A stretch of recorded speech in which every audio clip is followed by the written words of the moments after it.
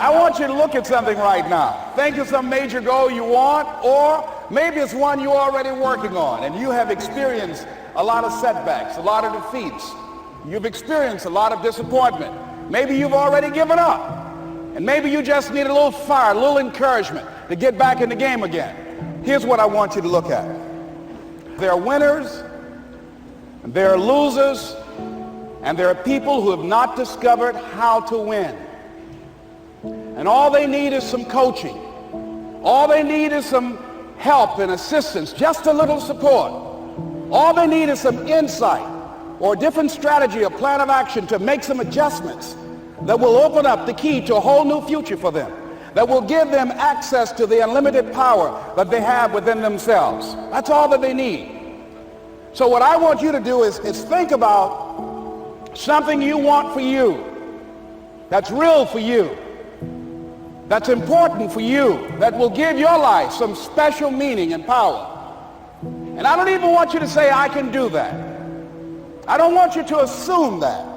See, 5 years ago when I started out in this area, I would not have been able to make the mental leap that I would be up to where I am right now. I don't want you to begin to just psych yourself out. No. I want you to be able to say something to yourself that will enable you to maintain a level of integrity with yourself. That when you say this, even when you face tremendous setbacks, it will be a benchmark to keep you in the game, to keep you moving forward and experimenting and readjusting your strategy and your plan of action, continuously looking for ways to win. So what is that something?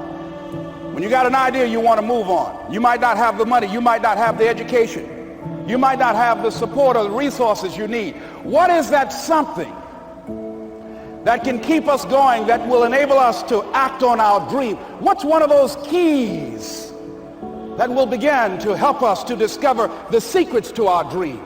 Here's what I want you to repeat after me, please, with power and conviction. Say, it's possible. It's possible. That's all I want you to do when you look at your dream. Just say to yourself every day, it's possible. Just say that every day to yourself, it's possible. Because what does that do? See, it begins to change your belief system. See, the way in which we operate, ladies and gentlemen, it's a manifestation of what we believe, what's possible for us. Whatever you've done up to this point, all that it really is a duplication, it's a reproduction of what you believe subconsciously that you deserve and what's possible for your life. Most people operate out of their personal history, out of their memory, things they have done, things they've experienced, things they've seen, things that they have observed. What I'm suggesting that you operate out of a larger vision of yourself. I want you to see yourself doing what you want to do, experiencing what you want to experience, having what you want to have, doing what it is that gives your life some meaning and value. Operate out of your imagination, not your memory. Because whenever you look at where you want to go, I'm wanting to warn you, you will have some conversation back here after you go through the data that you've experienced in life saying you can't do it.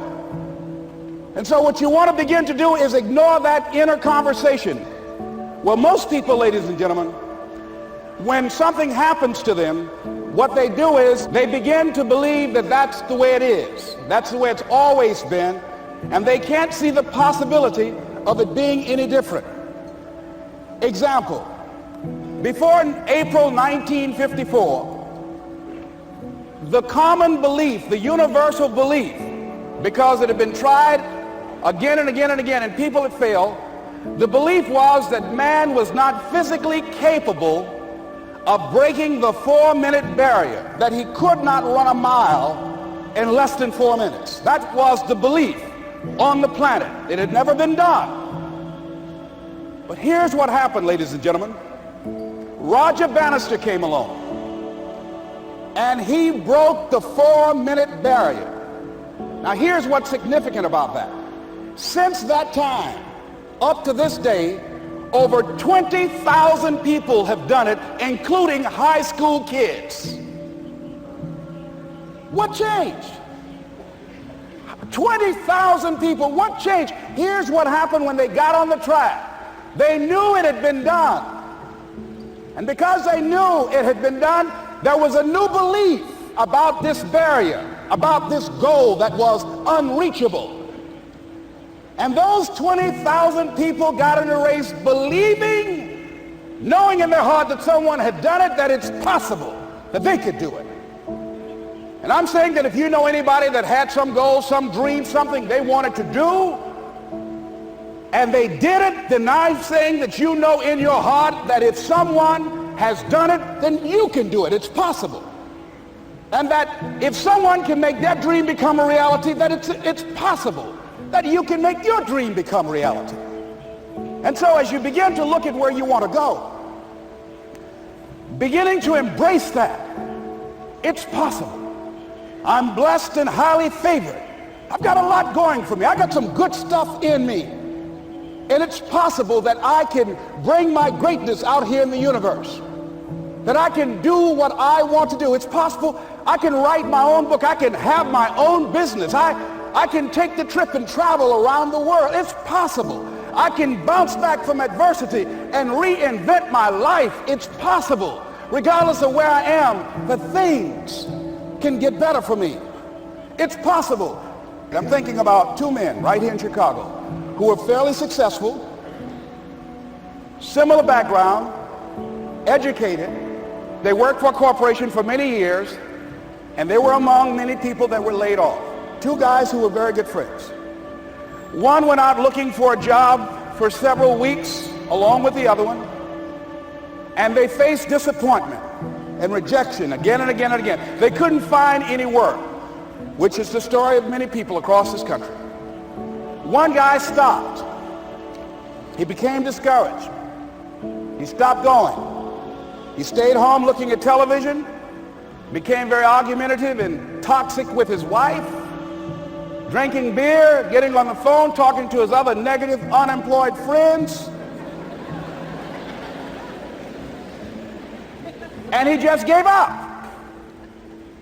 The other guy kept looking for a job everywhere he could go. Every time he could get an opportunity, kept asking people, networking, checking the newspapers every day, kept going everywhere he could, trying to find a job. You have too much education. You're overqualified. You won't be here long enough.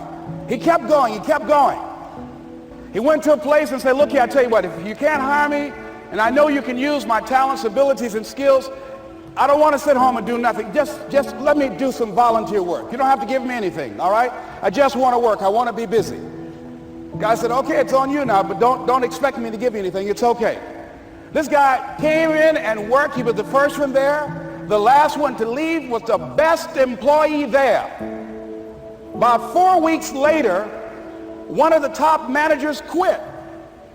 They were looking for a replacement. Guess who they selected? This other guy. This guy who was volunteering his time. He got the job. What was the difference between the two men? Eyesight and mindsight. Eyesight is judging on what you see. Judging according to appearances. But mindsight is how you interpret what you see.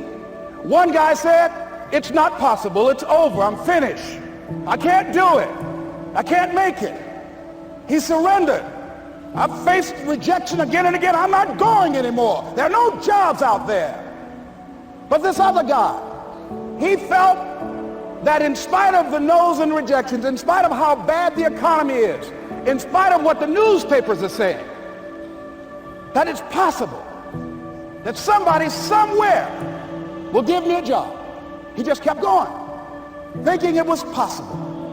And guess what, ladies and gentlemen? That's what we have to do with our dreams. Because things happen to you in life that you can never, ever anticipate. And many times when those things happen, you want to give up. I remember when I was in broadcasting, when I was a disc jockey, I became very controversial, not only being a disc jockey, but I felt that radio was something that you not only entertain people with, but you also empower them, you educate them. And I got fired. I didn't just leave, they fired me. That was a shock.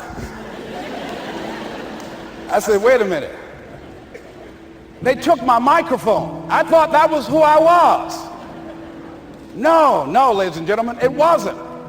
I had to do something else. And I didn't know what else I could do. See, here's what I'm looking at. What are the uses for your life right now that you haven't even reached for yet? See, I believe that when you don't have enough encouragement to act on your dreams or ideas, or you're not enlightened enough, that life will act on you. See, life had moved on me and said, Les Brown, you have outgrown this. It's time for you to do something else. Well, I wasn't enlightened enough. I organized some disc jockeys and got my job back. So they had to fire me again. I got fired twice. Here's what I did. I had to think of something else. And so a guy suggested to me, he said, Les, why don't you run for office? I said, man, I've never run for office. I've never known anything about how to operate in the political arena. I've heard encourage people to register to vote and get out to vote, but I don't know anything about politics. He said, well, neither do the people who run for office all the time.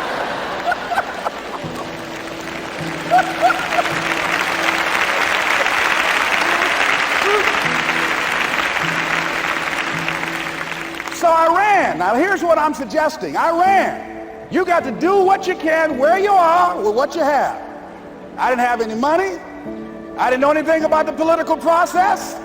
I didn't even have any support. But here's what the guy told me. It's possible you could win. That's all I had. I was running against an endorsed candidate. He was an incumbent. He had the newspaper support, all of the leadership in the community, and I was challenging this guy. So I had a saying when I was on radio, stand up for what you believe in because you can fall for anything. And I would go door to door. I have my kids on one side of the street. I would be on the other, and I'd knock on doors. Hello, my name is Les Brown. Tell everybody I'm still standing. They get on the phone. Child, Les Brown was to my house today. You know the boy on the radio with the big mouth? Yeah, they fired him, honey. Say he's still standing. See, I'm saying just keep moving. Don't start feeling sorry for yourself. Don't spend time blaming and talking about what happened to you. See, whatever you talk about, that's what you multiply and expand in your life experience. So don't talk about stuff unless you want it to keep on happening to you, all right? So I got in that kind of action.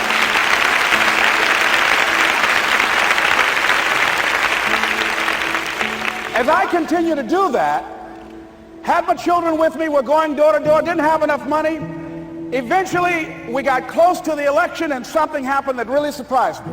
Guys who I thought were going to either support me or stay out of it, various powerful community leaders, they became involved in it and they endorsed my opponent.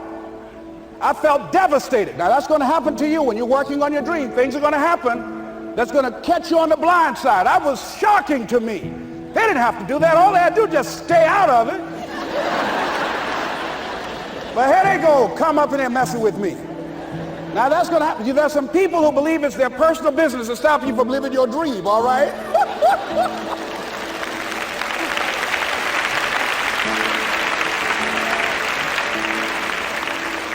But I didn't deal with that. You want to make your dream come true, you got to stay focused. Some people rather get even than get ahead. Stay focused on where you want to go. I just kept on doing what I was supposed to do. And so I was driving to the radio station. My opponent had over $20,000. I had less than $800. As I was in the radio station, the guy said, "You're going to make a commercial?" I said, "Yes." He said, "It better be a good one because that money can't go pretty far here." And I sat there in the middle control room and I was thinking. And here's what happens when you get still. Stuff will start coming. Something said, call your mama. You used to talk about your mother on the air all the time. Ask her to say a few words for you. That'll be a different kind of political spot. So I called my mama, and I had a gospel record playing in the background.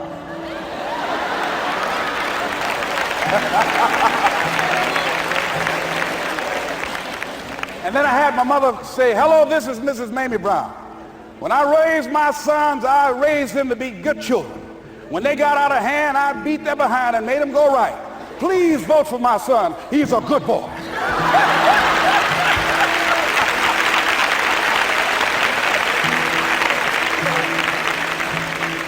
Usually in the state representative race, maybe 3,000 or 4,000 people will come out to vote in a primary. In that primary race, over 27,000 people came out and voted and said, "I'm voting for Les Brown because his mama said he's a good boy." I won, ladies and gentlemen. I won.